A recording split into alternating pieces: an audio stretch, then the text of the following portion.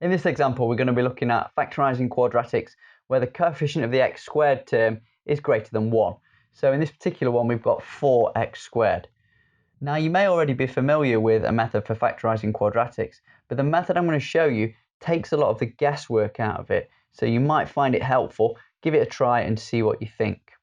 So the first thing we're going to do is look for two numbers that multiply together to give 4 times 15. So 60. We're also going to look for two numbers, the same two numbers, to add together to make b, which is negative 16. And so the two numbers that we're looking for in this case are negative 10 and negative 6. And so what we're going to do now is have some brackets, both which have 4x inside them. Now, looking at this, you might think, well, 4x times 4x is going to give me 16x squared, which is a factor of 4 too big.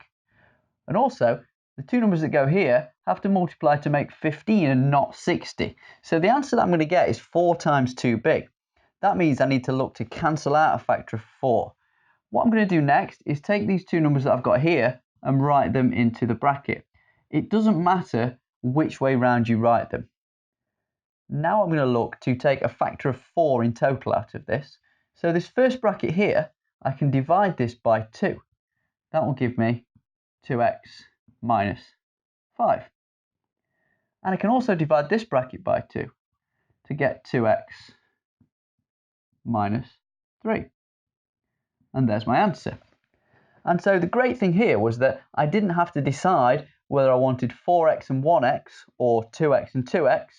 And I didn't have to decide which way around the numbers went or anything like that. The only bit of what you could call guesswork was trying to figure out a factor pair of 60 over here.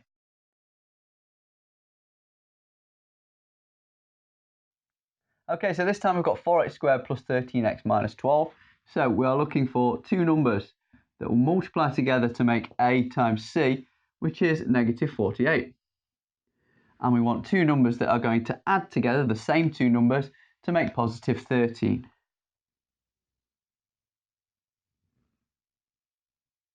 And so in this case, the two numbers that we are looking for are 16 and negative 3.